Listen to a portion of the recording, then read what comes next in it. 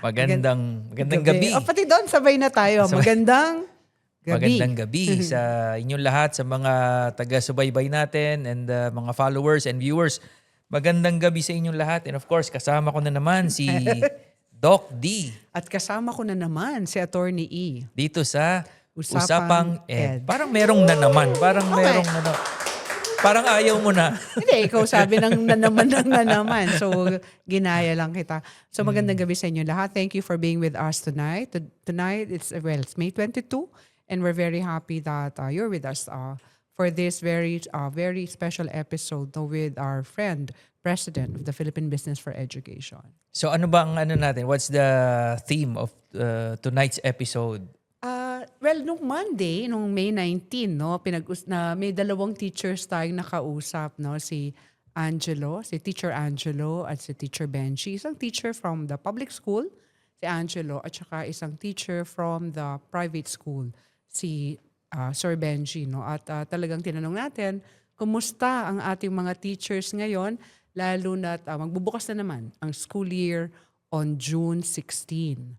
So yan, magandang naging discussions natin, and especially because itong dalawang teachers na to ay mga araling panlipunan teachers. So tonight, anong pag-uusapan natin?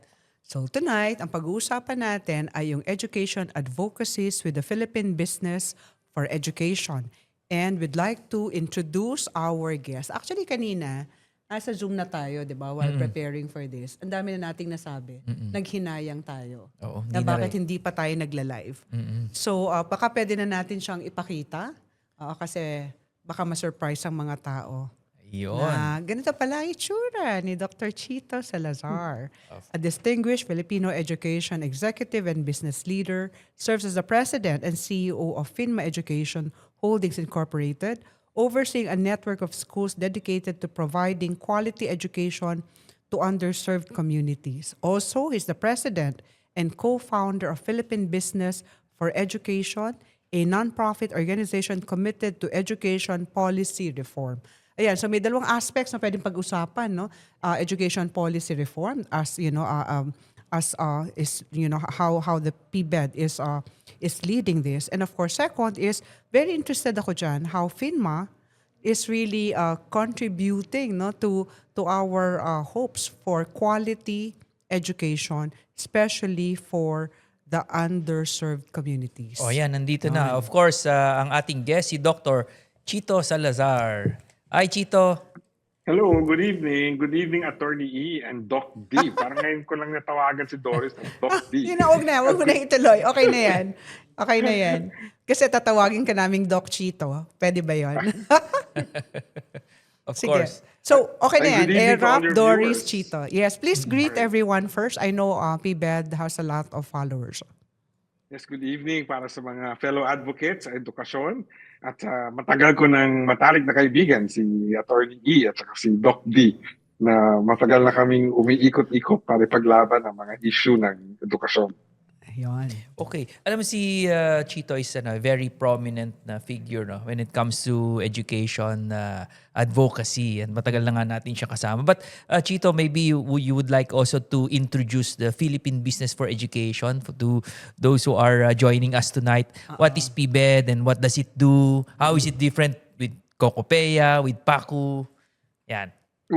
Una sa lahat, napakalaking word naman yung prominent, maybe more, how do you say this? I don't think prominent is the word I would use in defining my role. What? So what? Diligent? Anyway. What do you like? Okay. Committed? Okay, game. Yung PBED was started in 2006. Hindi ko alam kung maalala nyo, in 2006, yung malaking issue no was pumapasok pa lang at lumalaki pa rin employment sa call centers. At pababa yung recruitment. We were going from a hiring of 10 out of 100 to about 2 out of 100 na recruitment. So, medyo naging issue talaga na kung yung mga graduate natin sa college ay employable.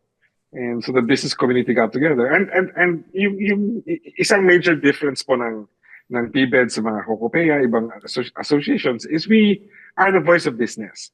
So hindi po kami, we don't represent any school or education institutions, although we do have advisors. At yung dahilan po ng pagsasama po ng PBED is because may interest po ang business community sa quality ng human resources natin. Obviously, no? Kasi yung mga empleyado ng business, galing po sa produkto po ng education system natin. So if our businesses wanted to remain competitive, kailangan competitive din yung tuloy-tuloy po yung pagiging competitive ng ating mga graduate. Pero ang pagbabago po ng edukasyon, isang mahabang proseso yan eh. Hindi yan nagagawa sa 1 taon o 2 taon, or it really needs sustained effort. And the problem in education reform is lahat ng ibang nakita namin mga grupo na lumalaban para sa edukasyon, pasulpot-sulpot. Ipaglalaban ng issue, if a few months, tapos mawawala. So many of the issues which need long-term reform, hindi sustained. And we also felt that it's important that business uses its resources, its influence on issues that have a broader scope rather than just things that directly affect them, but things that affect more the people. So we said, why don't we bring the power and influence of business together on an issue, on an area that needs long-term sustainable efforts in advocacy, like education. So doon po ang simula ng Philippine Business for Education. You mentioned Chito 2010, no? Tama, no? Nagsimula 2006. 2006. Yeah. But I think dun 2010 around that time, mga 2012. No, we had the elections. 2010 was the presidential elections. And I remember that was the first time we had the call for an education president. Yes. Yes. I think po yung isa pong strength ng PBED dahil business nga ang coalitions namin at yung constituency namin. Medyo ang pagtingin ng iba't ibang grupo ng edukasyon, pati gobyerno, is we're more of a neutral party. We weren't really fighting for anyone's interest. So one of our strengths is our ability to bring the different sectors together. And we did bring the sectors together para i-raise ang importance of making education the number one issue in elections. And we were hoping that we would lobby for an education president. And we had people who are part of the group from institutions like PEA, COCOPEA.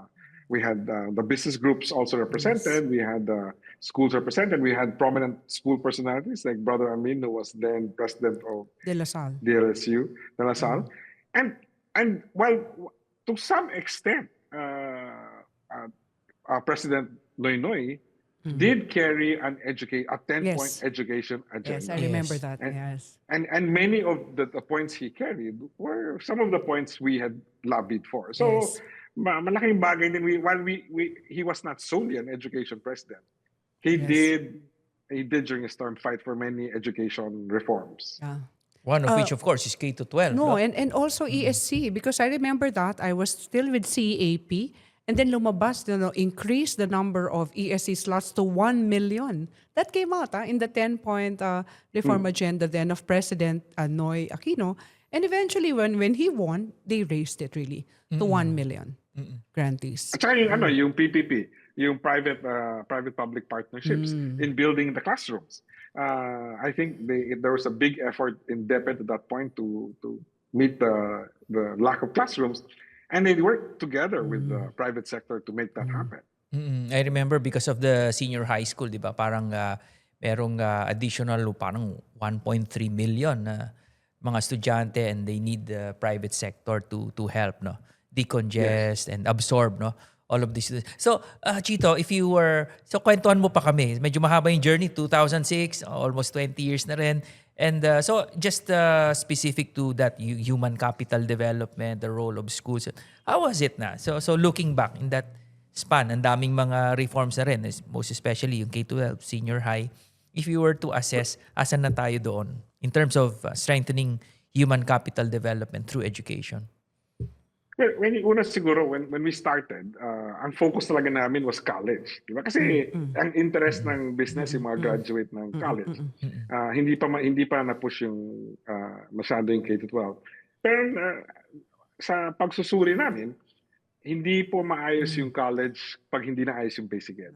So eventually, we ended up focusing on basic ed and focusing on 2 areas, teachers and K-12 was our big advocacy. Siguro yung mga observations through them. Number one, it's really difficult when education is seen as a political issue. One of the things I have talked about prior to EdCom and even before that is we should remove politics from education. It shouldn't be. I think maganda sana if all the politicians got together and said, look, sa edukasyon lang tayo, wag tayo mamulitika sa edukasyon. Let's try to preserve education and make it a non-political space, because when it's political, decisions are made on very short-term horizons. Diba? Kasi ang politiko, 3-year horizon, 6-year horizon. But education can be a 20 to 30-year horizon. And yet, that's number one. Second, it really needs evidence. And there's enough evidence both globally and locally on what policies are needed. And yet, often, not always, but often, politicians don't look at political expediency as opposed to what the evidence says. And so in the early years from 2006 maybe till 2010 when I start, ang hirap. We were a voice in the wilderness. Kasi there were other political issues, as you know, during that period. There were a lot of major other political issues. And the administration back then, if you remember, the big issue back then was the ZTE, or the cyber ed, and the cyber ed. So hindi natutukan yung mas importanteng issues, and yet back then our performance was already very bad. Now, while yes, there were major changes, it takes time for changes to happen, for results to happen. Yun ang medyo masakit dun eh. So we cannot respond knee-jerk, no? To the success or failure of long-term programs like K-12, like Mother Tongue, etc. Agree naman that these programs need reform and change, but I don't think we should expect them to come out the best results right away. Correct. So on one hand, I can say that I think together with some very prominent legislators and maybe during the time of President Aquino and Brother Armin, education has risen more and more to the forefront of people's knowledge. I think so too. But I think the decision-making still has a long way to go as to making the right decisions. And we still have a lot of things to do as. Siguro nakakalungkot, Ma'am Doris and Sir Erap, is when you look at the issues, they're the same It's issues. still the same, yes. Pero siguro nga, yung acknowledgement naman natin, no, Chito, na may mga nangyari naman. For example, the K-12 law was passed. We now have a senior high school voucher program. Very concretely, 2.5 million students in private schools are supported by government. It's not as if, nothing happened. Pero tingnan natin yung dalawa mong sinabi, no? Teacher ed or teachers and then K-12. Naging focus ng PBED. Sa K-12 muna tayo. Anong level of satisfaction mo dito sa K-12 implementation? Kasi parang it's hugely unpopular, right? Whenever there are surveys done, especially among parents, no? Parang hindi na sila natutuwa sa K-12. Anong pananaw mo dito? Una, isa siguro, hindi ko alam ng viewers, no? Isa sa mga dahilan kung bakit tayo naging magkaibigan is nung panahon ng K-12, nung nag-roadshow, magkasama po kami ni Erap at saka ni Doris umikot sa buong bansa para to explain K-12. I don't necessarily agree that there is a strong backlash. I think it's the way it's been phrased and the way it's been presented in the media. Kasi yung mga tanong back then, if you recall, pareho naman sa tanong ngayon eh. Plus 2 years, dagdag gastos. Pero hindi naman siya dagdag gastos eh. Sa akin, dagdag gastos para sa mas magandang edukasyon kaysa mag-graduate ka na walang silbi naman yung edukasyon mo and all of that stuff. And I think prior to the pandemic, the data does show that K-12 did improve the competencies of our graduates from senior high school. Not enough, but there was an improvement. Unfortunately, the pandemic really delayed things. Tsaka this whole issue of, sa akin, yung malaking issue na required, even back then, naalala ko kasi we were all deeply involved in the discussions. Essentially, it's not really required because nobody goes to prison for not going to K-12. If you choose to drop out after high school and go get a job, you can do that. You can also pursue TESDA courses even without a senior high school graduate. So I think there's a lot of confusion, a lot of misunderstanding of the system. And I think the FLEMS results and the World Bank results all show that the weakness, you don't even get to Yes. senior high school. Yes. You're a Pababa. non-reader by grade 4 Yeah. or 3. or age of 10, or in FLEMS 18 million high school graduates. Wala ka pa sa K to 12. So ang kahinaan po ng sistema pang edukasyon natin, wala sa K to 12. That's earlier years. So I don't know why we are looking at K to 12 as both the solve all and the root causes of our problem. It's not. It's not the problem. So how do you feel now? For example, for every data that gets out, halimbawa yung functional illiteracy, no, laging tinitrace sa senior high school, no? Which is of course part of the K to 12. How do you feel about that? Laging yun ang sinisisi na wala namang kwenta yung senior high school. Balik na tayo sa 10-year Except system. they're functionally illiterate as high school graduates. Junior high school graduates, as a matter of fact, not senior high school graduates. And as I said, the earlier study of World Bank, hanggang grade 4 lang yan, 10-year-olds eh. So grade 4 pa lang yan. So senior high school is not the problem. As a matter of fact, if I take it even further, kaya nga interest ng PBED ang basic ed. Alam mo lahat ng sinasabi natin na unemployable college graduates, industry academic mismatch. When you look at all the studies, yung main reason why they can't get jobs is not dahil mahina silang IT, mahina silang accountant. It's because of the basic skills of speaking, writing, mathematics, which again is not a college problem. It's a basic ed problem. And it goes much earlier than senior high school. So yan ang, I think the whole discussion on senior high school distracts from the fact that the problems begin earlier. And so that's where we should be focusing our attention. But let me do say that one of the things that I do agree with is that we should create alternative pathways. Totoo din yan. Hindi lahat ng tao kailangan mag-10, 12, then right away go into college. I agree, that's not for everyone.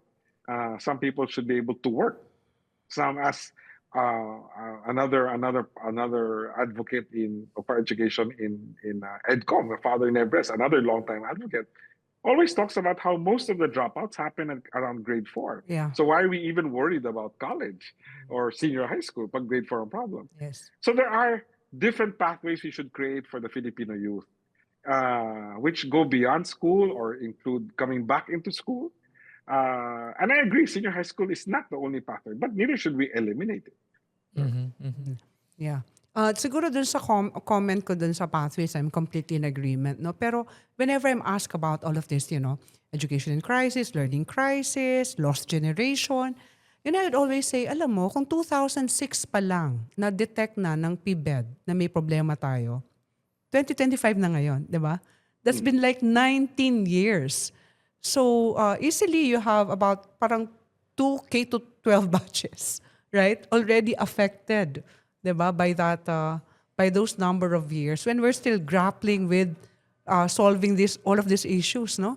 And in one episode nga, I was saying, I think si Brother Armin ang guest natin, parang ang daming concern about K to 10 curriculum which was matatag, pero ngayon hindi na tinatawag na matatag, revised K to 10, may strengthen senior high. Pero yung basic problems mo, libro, at the minimum 50 class days, right? Where the schools, are not holding classes because of a lot of reasons, stunting and malnutrition. Parang ang daming problema na definitely will not in any way allow us to implement the curriculum as intended. Yes. True. As a matter of fact, I had a discussion with DepEd and they made a very good point when we were talking. Sabi, alam mo kasi there was recently in EDCOM a discussion on legislated curricula. Meaning lahat ng mga pinapasok sa curriculum dahil sa laws or whatever requirement. And we're talking about that and matatag and the changes in senior high school. Hindi ko sabihin ko sino, pero ang kwento maganda na yung punto ng DepEd. So, kahit anong usap-usap natin tungkol sa curriculum, ang importante yung teacher, ultimately. And that's why PBED has tended to focus its other advocacies around finding ways to improve the quality of our teachers and to improve their well-being. Because ultimately, Actually, ako, Doris, kahit pangit ang classroom, kahit hindi Mm. maganda ang curriculum, kahit kulang ang Oo. libro, pag magaling ang teacher, Yes. okay yan. Pero kahit maganda ang libro, maganda classroom, Maayos ang maganda curriculum. curriculum, pag hindi magaling ang teacher, walang mapupuntahan yan. So really, the secret is trying to find ways to elevate the quality of our teachers really in the entire system. So let's talk about that, Oo, Chito. teachers So na tayo. what are the initiatives of PBED in that regard, in that respect, for teacher quality? Well, we decided kami, two. Very early on, we ran a campaign trying to improve the image of teaching. Kasi matagal lang in those early years, although I can say na I don't get the sense anymore, but in the early years when PBED started, I think maalala nyo to is, yung image ng teachers is, pag bobo ka, mag-teacher ka na lang. Or pag wala ka ibang trabaho, mag-teacher ka na lang. And so, which is really sad to say, right? In other countries, the most respected are the teachers. But it's because of years of neglect. It's nobody's fault. What years of neglect, bad salaries, etc.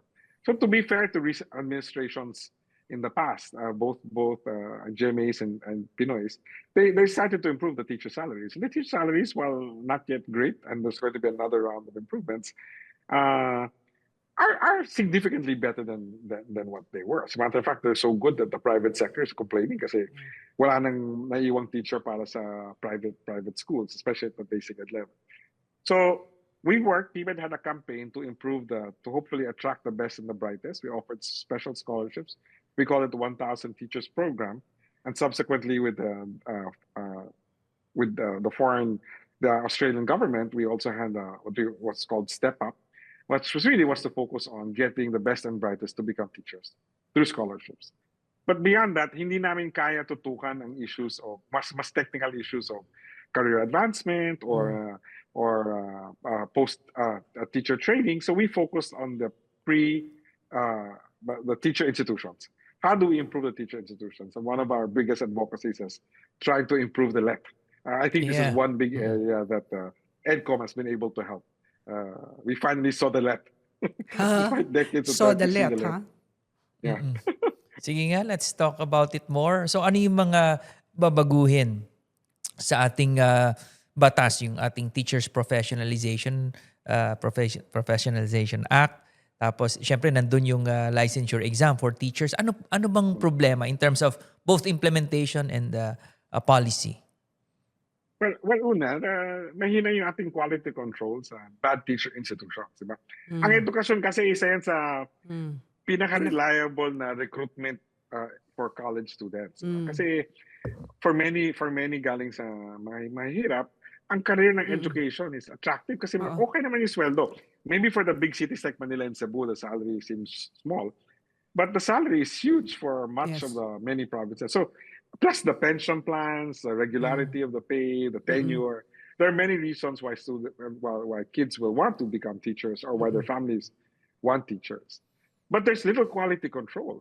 So, PBED has been doing studies where large amounts of schools continue to exist despite having 10% or even 0% board passing rate. In many boards, sunod-sunod. So we have to find ways to aggressively get these schools to improve or shut them down, and find ways. We did work again. PBED did work together with with Senator Win to get the TEC law passed, and the TEC law also placed an emphasis on more scholarships for the best and brightest to go to the top schools naman.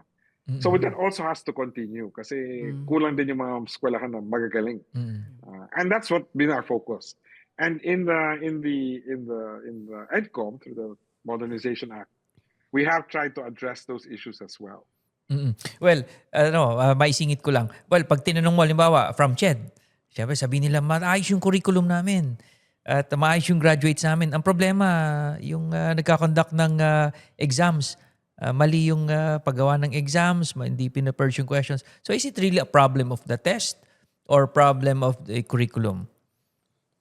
First, it's a problem of quality control. Kasi hindi naman monitor yung mga ibang school. Or if it's a bad school, we were afraid to close them down or shut them down, or we have to find. I'm not necessarily for shutting them down, but there has to be a very large stick, diba? Or threat to really encourage them to change and improve. That's one. The second thing is, yung sinasabi mo exam, it was hard to say kasi hindi namin nakikita yung exam. Yun ang una. We could never. And that's one of the things we did in the law, the revised or the proposed Professionalization Act, was to insist that CHED release the exam. I'm sorry, not CHED, PRC release the exam. Because we couldn't comment on it. We've heard all these anecdotes about the kind of questions they asked. But ultimately also, is an exam, I think that's another thing we address professionalization. Is an exam the best way to evaluate a teacher? A written exam when a teacher doesn't spends most of his or her time speaking. Isa yan sa mga paborito kong kwento sa eskwelahan namin, sa schools namin sa PhilMaed. When I would go around and talk to education students, and mahina ang boses ng teacher o ng estudyante. Sabi ko, paano ka magiging teacher kung hindi ka marinig ng estudyante mo? The only thing that you measure naman to become a teacher is the LET, which is a written exam.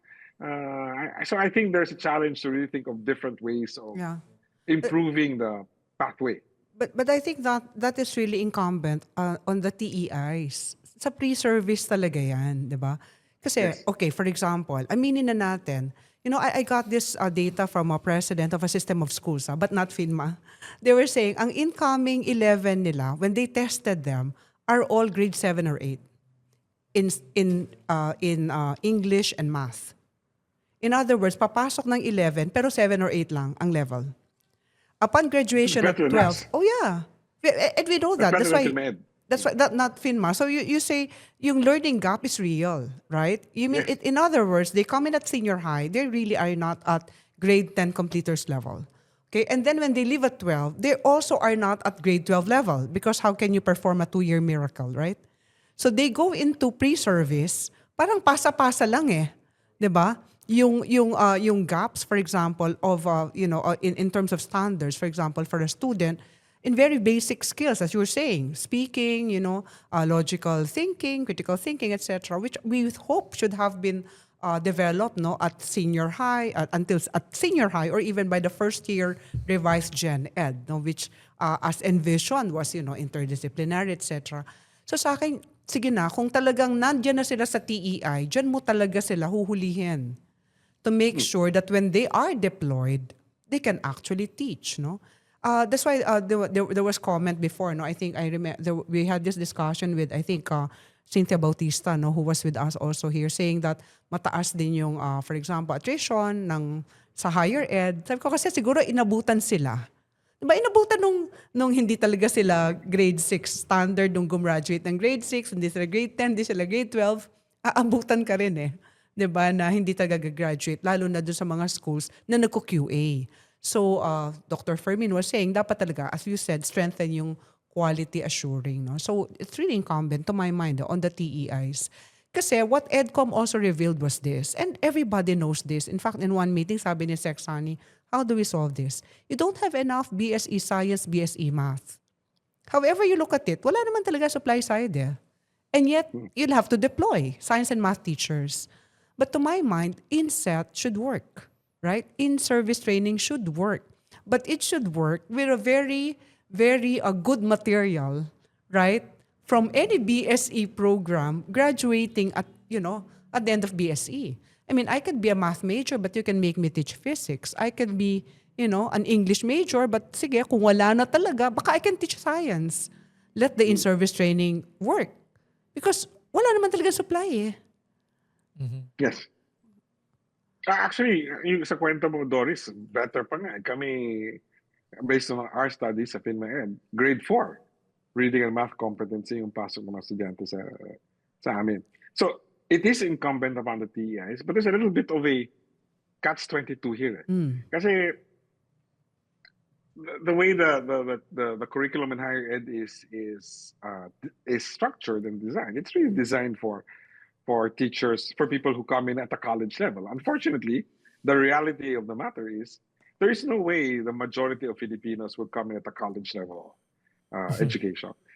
It is possible it is possible, and the studies have shown that it is possible to adjust things to make it work for even students who are not adequately prepared. But there must be some level of how do you say this, more flexibility, so that we can adjust to who our students are, and make a way. So kami sa PinMed, nakaharap naman kami ng paraan.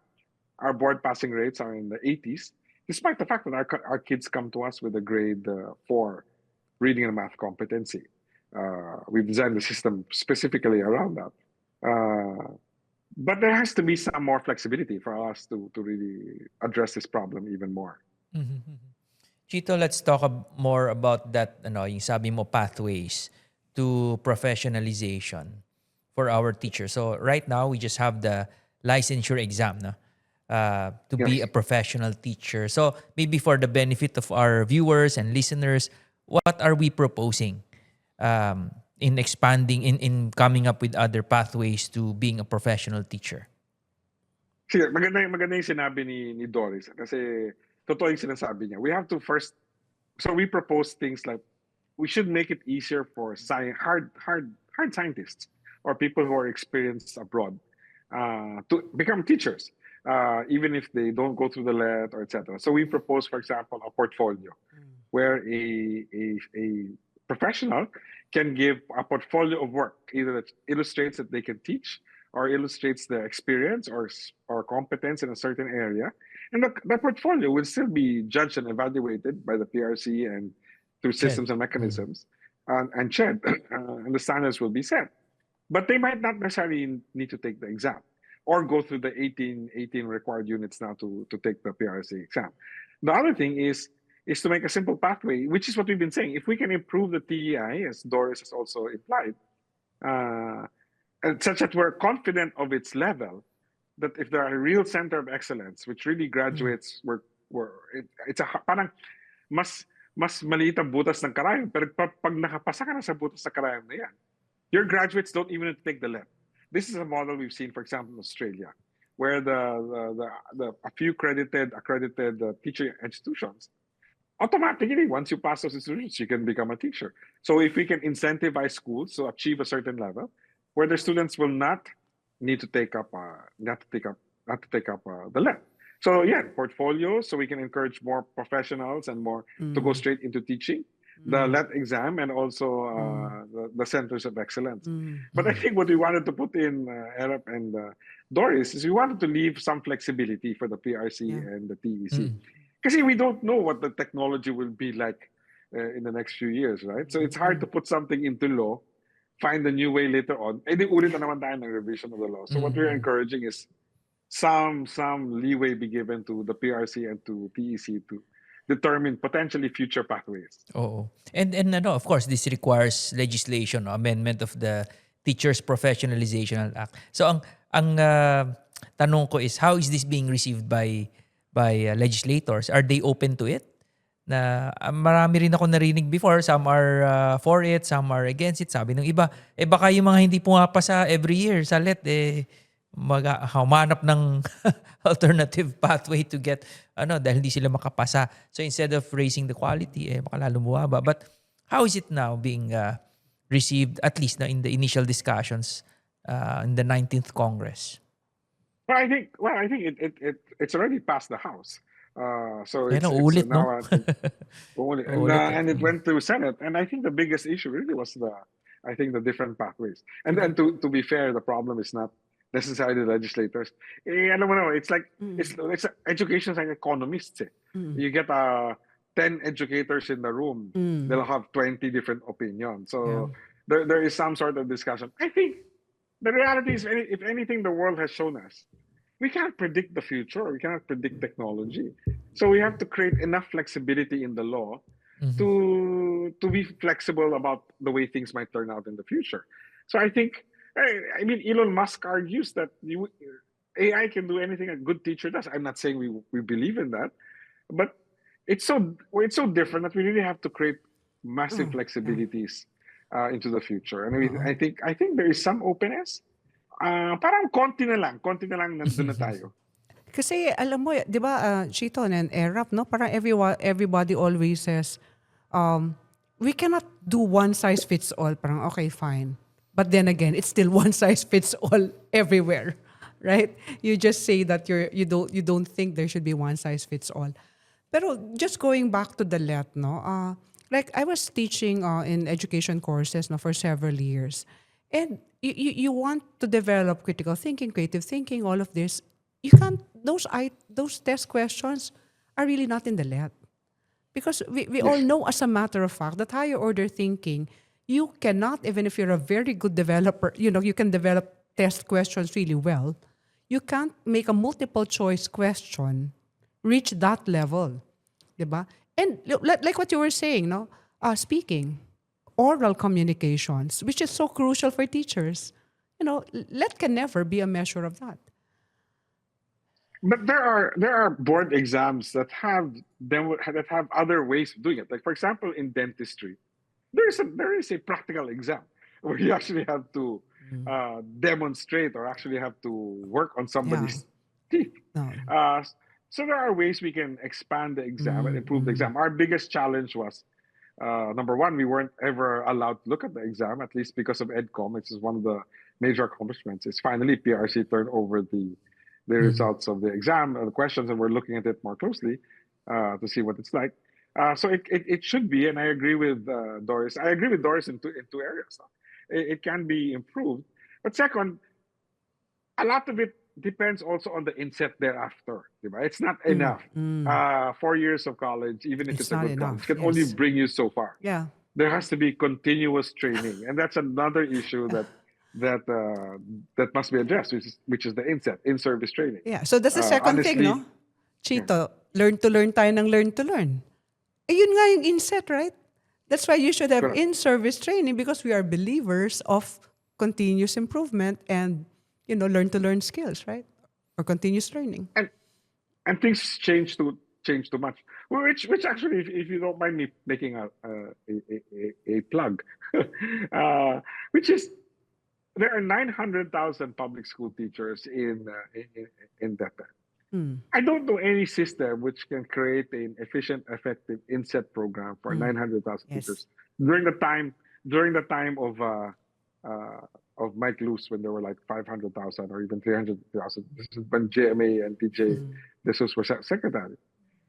They talked about having a budget for 10,000 summer training. Sabi nga, by the time we finish training everybody, it's going to be 50 years later. So one of PBED's advocacies is we have to find a way to decentralize, because it's just the size is just too huge for any one bureaucracy to handle everything. As serious as inset training, parang imposible lang talaga. Yeah. Anyway, going back to the licensure, no, so yung pathways. Actually, currently, Cheito, sa private sector, merong mga teachers no teaching without license, no? They're allowed. They're allowed probationary or part-time, no? They have completed all the requirements, academic requirements, except for license, but they're allowed to teach, no? So it's not that they cannot teach.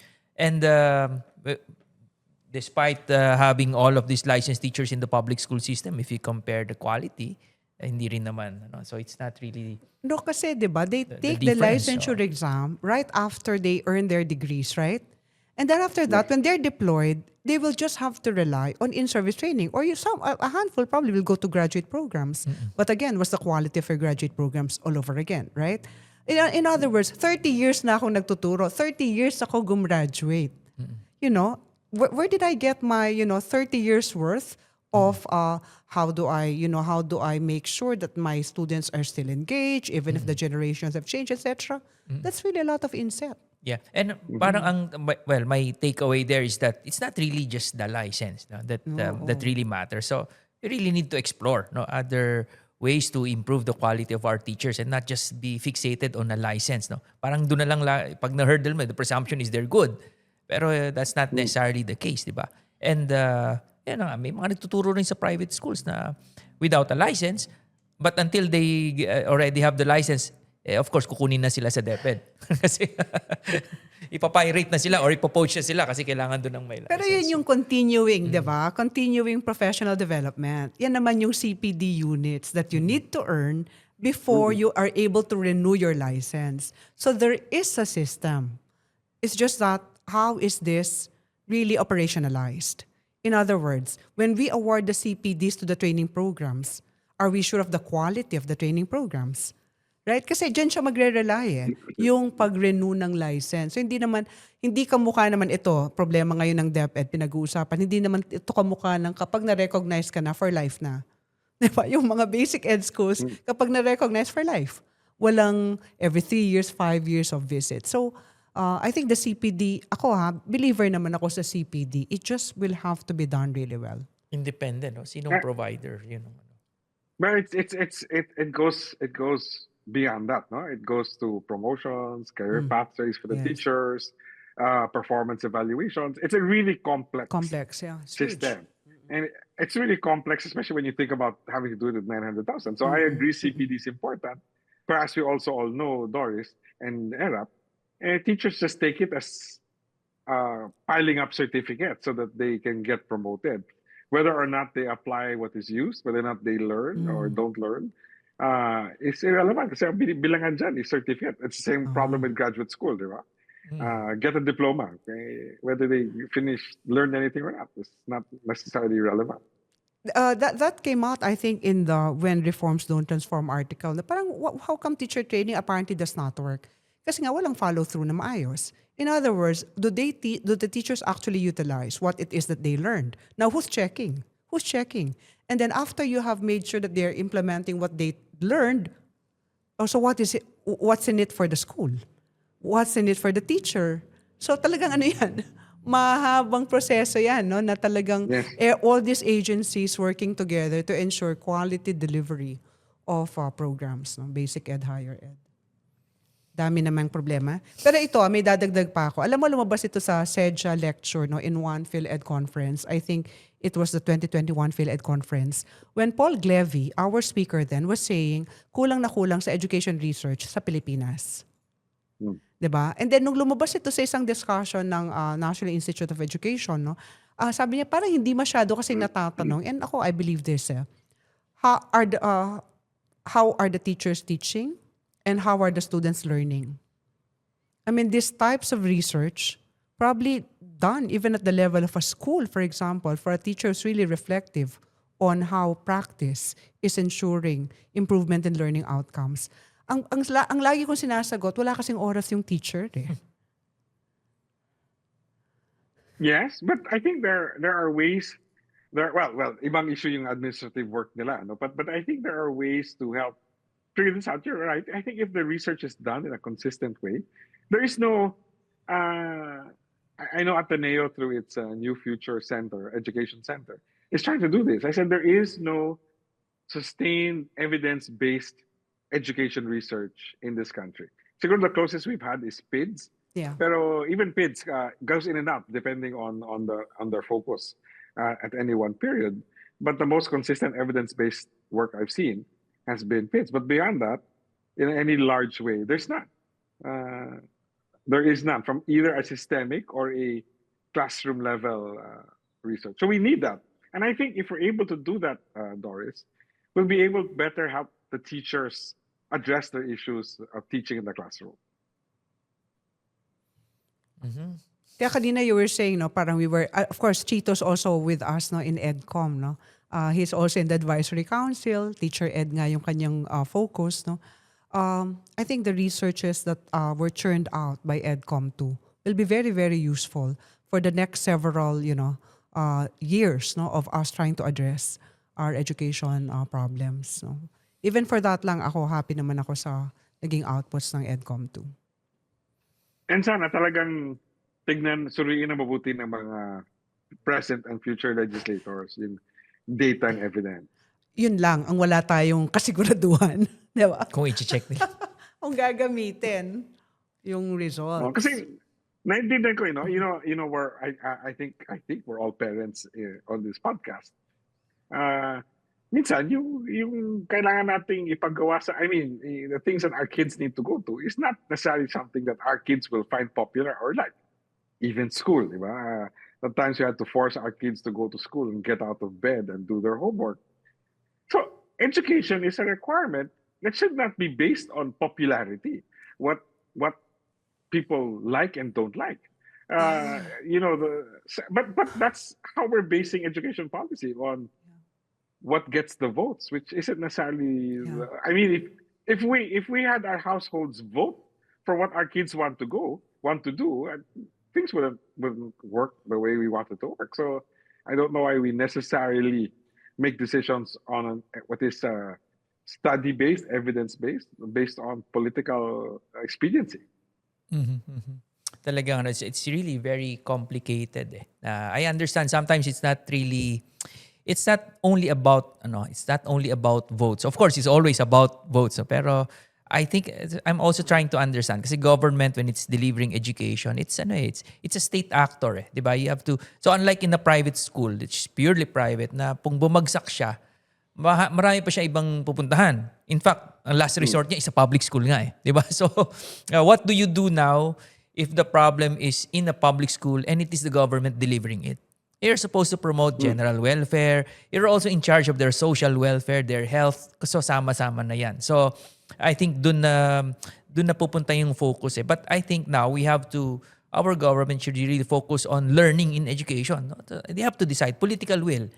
Kasi it disrupts the whole system kung nagiging overprotective, nagiging protective of the rights of citizens. Nasa-sacrifice yung the very objective of education, which is to make them competent, make them worthy citizens, make them employable. Kung lagi na lang lahat ay parang we need to protect them, kawawa naman, marginalized, etc. Ang net effect is walang matututo. Lahat nandun na tayo lahat nasa school, pero hindi sila, walang quality. That's the tendency. Yes. That was the World Bank report, right?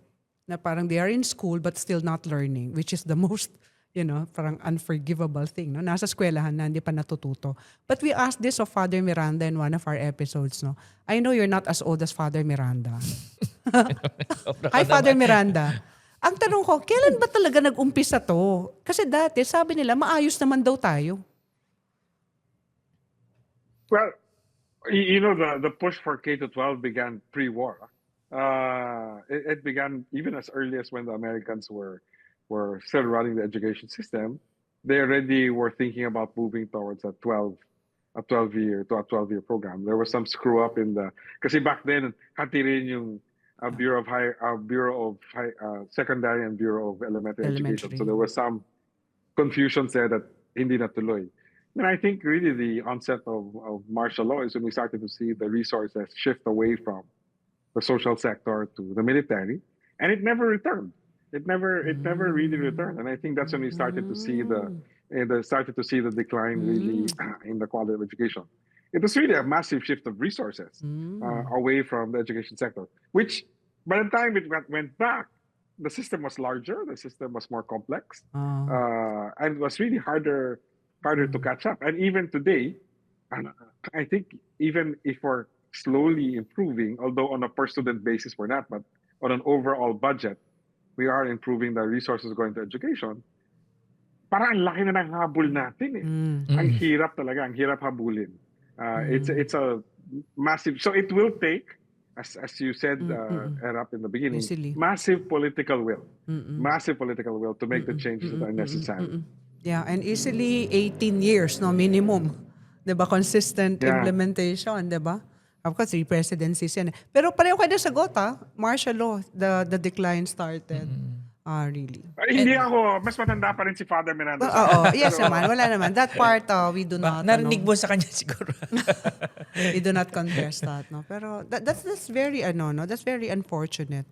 Tapos of course, I always say this naman. Don't blame naman DepEd, SHED, and TESDA forever, no. I mean, village kayo ng village. I mean, in other words, for example, you talk about wanting to integrate technology in the teaching learning process, etc., etc., but the ICT, do we have connectivity? And then you talk about, for example, but the children at the foundational level, we should focus on them, but they're hungry, no? So DSWD, do we have a systematic feeding program? So parang wag naman, education agencies lahat, no? Ang parang may kasalanan. So tama ba yung tagline? Tama ba ako? Parang papunta ako doon, galing naman ng PBED. Education is everybody's business. O, di ba? And, Di ba? Naipilit ko and, din. and Doris, to be fair, it's also the fault, I think, of the private sector. Let's talk about this connectivity.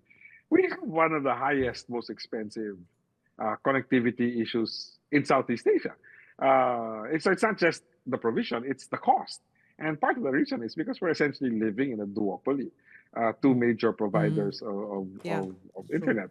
And we're already at the max in terms of connectivity for those who can afford it.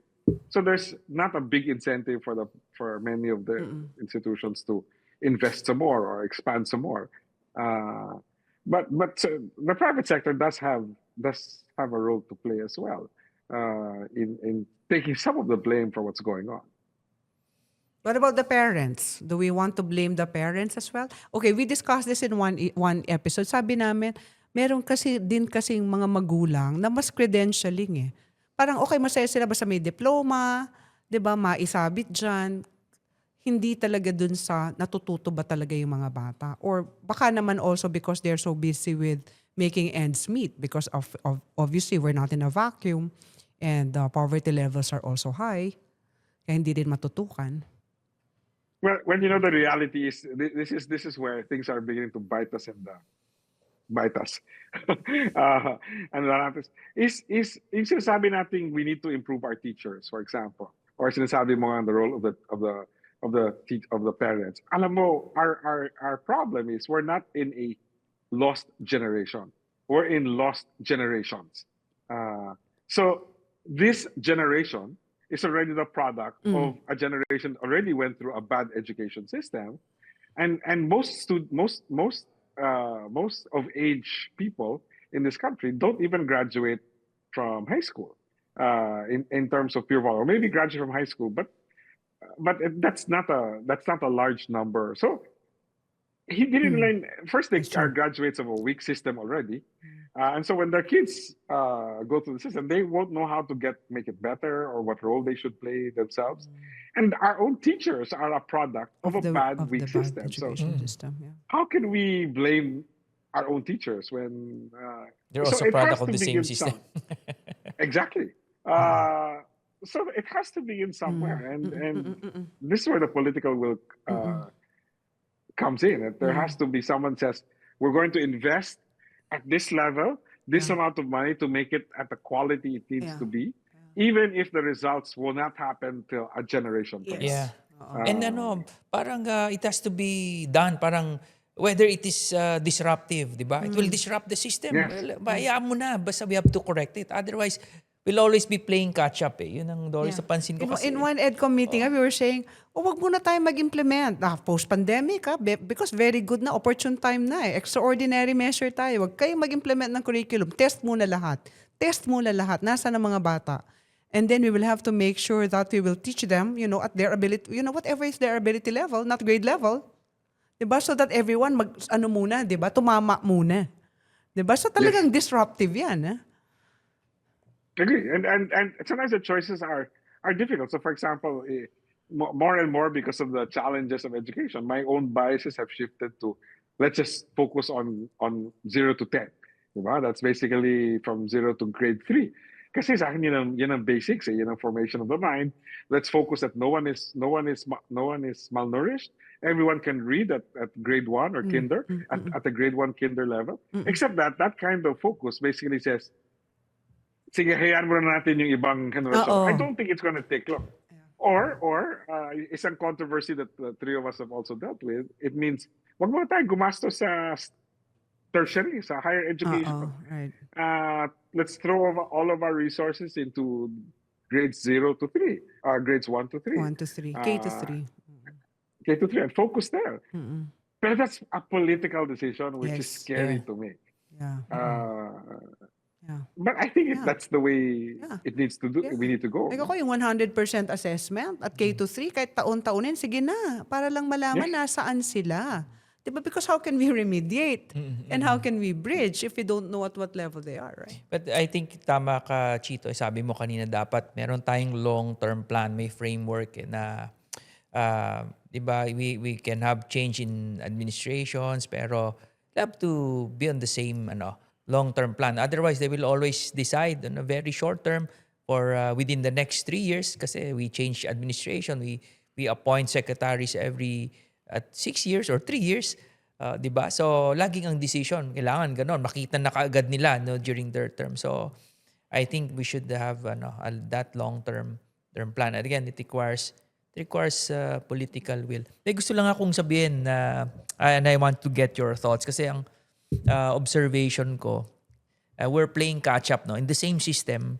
Andun yung mga fallout, mga estudyante, in the same system. They're in the regular pathway to education pero hindi nakakabasa. Gumagraduate, di ba na po-promote? Pero it's the same system that fails them. So, sa akin, baka kailangan mas malinaw yung regular path should be clear and unimpeded. Ngayon, kung bumagsak ka or there's any reason, merong intervention, I get that. May remediation, rehabilitation. Pero dapat nakaseparate yun. Kasi nagkakaroon na ng confusion in the same system. Hindi malaman kung ano ba yon. Is that, yan ba ay catching up program, remediation ba yan? Kasi it's in the same system eh. So ang tendency is binababa yung standards para lahat ay makapasok. In effect, pati yung gumraduate sa same pathway, wala ring nakuhang walang value. So, kasi di ba within the same system, ang daming pinopropose na mga, like yung aral, mga, di ba, kung ano, summer programs, etc. So, I think dapat, dapat maliwanag, alin yung remediation path, alin yung clear pathway to finish basic ed. I don't know, but I don't know how it will be done. Baka it requires really... Yeah, I visited Angelicum, no? You must be familiar with Angelicum, no? They do the non-graded self-paced type. In other words, parang okay, make sure that you are able to satisfactorily achieve all the competencies for that level, and then we bring you to the next non-graded. It's more completion and all. Syempre, and with the number of students, it's really very manageable. But if you have millions, no. But again, it's a system, so it depends how the schools will implement it and how are they supervised in the implementation of such a system. Well, I think the reality is ako natatawa nga ako pag sinasabing remediation because based on the data, you're correct. Everyone is remediation. And the reality is that's the majority. It's not. So the question is, how do we set up a pathways for those who do not need remediation? Correct. Say, in the public school system? I think there are ways to do it, but the reality is the bulk Are there baliktad in that space? But you can do a. One of the things we've been pushing is, as I said, decentralization, which will allow for charter schools or schools for gifted. They can be run by the private sector, or as Doris and we like to fight for, is a bit larger role for the private schools. So maybe the kids who are not in need or who are more advanced can go to the private schools. Or even, there's a network of schools that's not the Philippine Science High School, which is under DOST, which are the National Science High Schools, which are run by DepEd, but meant for kids who are advanced. Yeah. If they are really focused on the kids who are advanced, as opposed to being, semi-open to everybody as well, if we're really strict, then again, there are ways. But the reality is the bulk of students need some degree of remediation, unless you start somewhere. And you can only start really have in to grade, start somewhere. grade You have 1 to to start. 3, K to 3. Yeah. Start somewhere. Yeah. Kasi ang worry... As Doris said, itama na kagad sa simula. Correct. Ang worry ko kasi doon, Chito, so mahirap din doon sa kahit yung magaling na bata, no? Kung nandun ka sa environment na gano'n kasama mo, puro gano'n, no? Problems on discipline, they're not learning, talaga mahirapan ka. It's not conducive anymore eh. Diba? Everyone's catching up. So how can you also encourage learning and love for learning? Ganun na nakikita mo. Well, ako, nag-experience din naman ako magturo sa isang public school, no? Mga malalaking public schools, bawat level, mga sections 1 to 20 yan. Tama? Yung mga 1 to 10, maayos yan eh. Maayos ang takbo niyan. 'Di ba? So yung nandun sa 11 to 20, medyo yan ang mas problemado. So even within a public school, they actually know, 'di ba, which of their students are of 'di ba, parang higher ability, so that they are clustered that way, no, in terms of their aptitudes, so that maka-move naman sila. Because we know that they can compete, no, they're all in the same SUC in college or the same big higher education institution. The good public can compete, no. It's really just a matter of siguro nga talagang at the minimum aminin na natin and testing, no. I remember Father Miranda's answer. Isa pa sa dahilan talaga nakita ko na talagang tayo downward spiral nung tinanggal ang NCEE. Parang we just, parang we're not testing anymore. We're not testing with some seriousness, at the back of our minds in terms of consequences of those scores. What do you think of that? I'm just worried of government. Ito yung problema ko dyan. Ang problema ko dyan is the bad public school system is not the fault of the parents or the student, right? It's beyond them. And you're a student who has no choice because of poverty but to go into a public school system, and you receive a lousy education. So parang hindi mo sala na wala kang ibang mapagpagpilian kundi ang public school, at hindi mo rin sala kung bakit hindi nabibigay sa iyo ang karapat-dapat na edukasyon ng maayos. And then later on, the government suddenly sets up barriers for you to improve your life even further. I'm just, when it's not their fault that the quality of education they're receiving is not because of them, and that they have no choice because they're poor, I'm worried about government determining what they can or can't do. So I agree with testing 100%. One of our advocacies is there should be an independent testing agency to test our students. But the test should never, at this point, not be a high-stakes test. I'm also against making decisions like ikaw pang textbook ka lang or ikaw pang university ka. I think we should allow a multitude of choices of our kids, and we should give them the ability to choose. I always say that poverty is not a lack of resources, it's a lack of choice.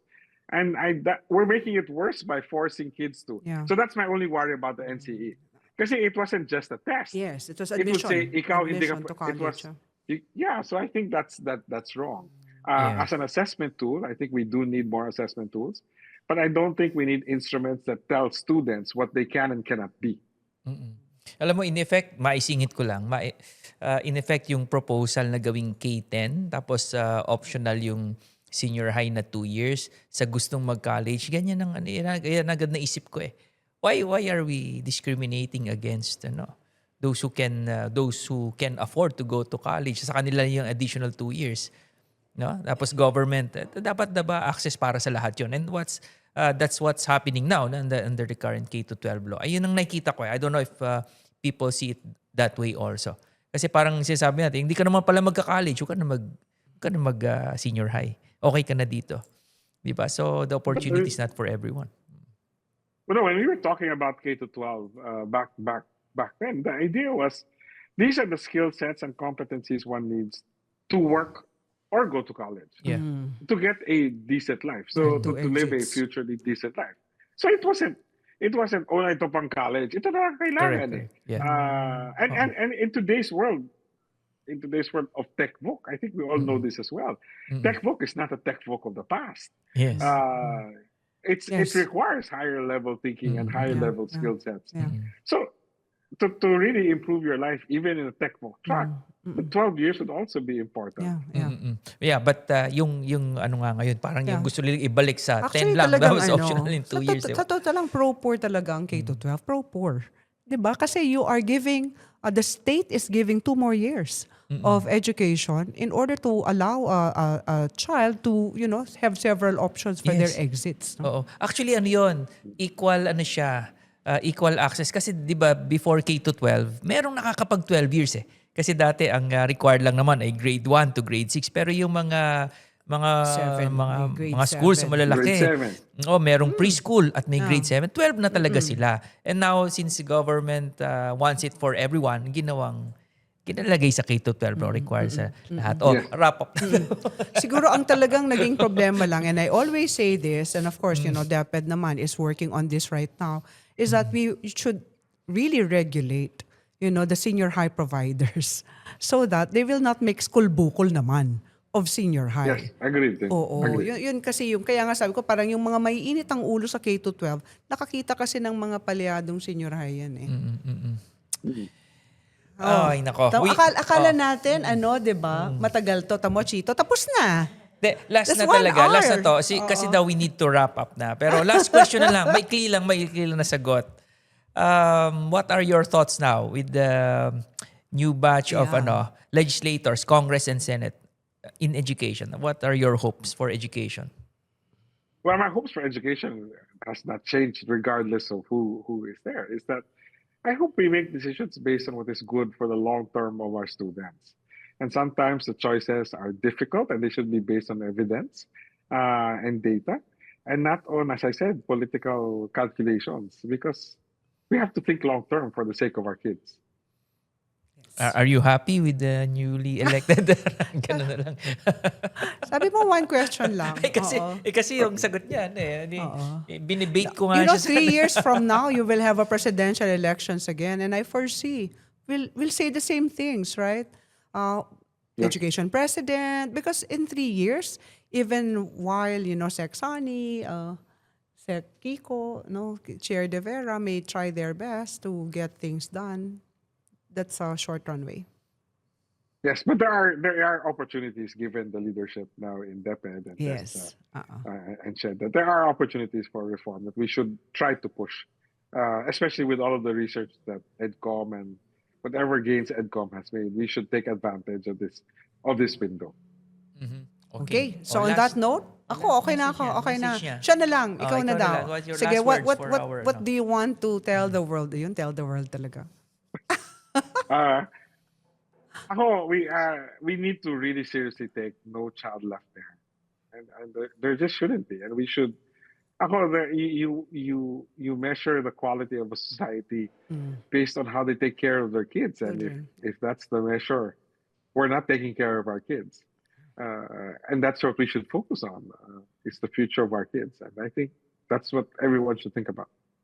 That's right. Okay. Agree. Short but sweet. Agree. Maraming salamat. Thank you, Cheito. Salamat. Thank you for joining us tonight. Yes. Kulang ang oras. No, and then, seriously naman, from the beginning, nung inisip namin ni Erap na gawin to, isa ka kaagad. Sa naisip namin na dapat nandito siya. Kaso, ang busy kasi nito eh. Next time dito Buti na lang, nakita natin siya in one meeting. Friends talaga tayo. Okay, sige. Dapat sa susunod, dito ka na sa studio. Okay, tatanggalin ko tong halaman. Dito ka. Okay. Sige. Thank you, Cheito. Thank you. Salamat. See you in our next Magandang meetings. gabi. Good evening. Okay, maraming salamat sa inyong lahat na nakasama namin ngayong gabi. Ano na naman si Lottie? Ano na naman ang Meron na namang ginaganyan-ganyan sinasabi. yan? Okay, follow us. Yung aming bilid. Nakakalimutan namin. Nakala namin kwentuhan lang ito. Kailangan tayo magtrabaho. So please follow us on YouTube, Facebook and Spotify. So nasa na kami. Subscribe para hindi kami tanggalin sa ere. We need resources. So subscribe. Ikaw naman. Ay, ngayon pa ba tayo tatanggalin? Meron na tayong magandang mug. Yay! Kita niyo yung mug namin? Okay. Sige. Magpaparaffle kami niyan. Okay, so sige. muli nyo muli nyo kaming nakasama. Kasama of course si Doc D. At si Attorney E. Dito sa Usapang Ed.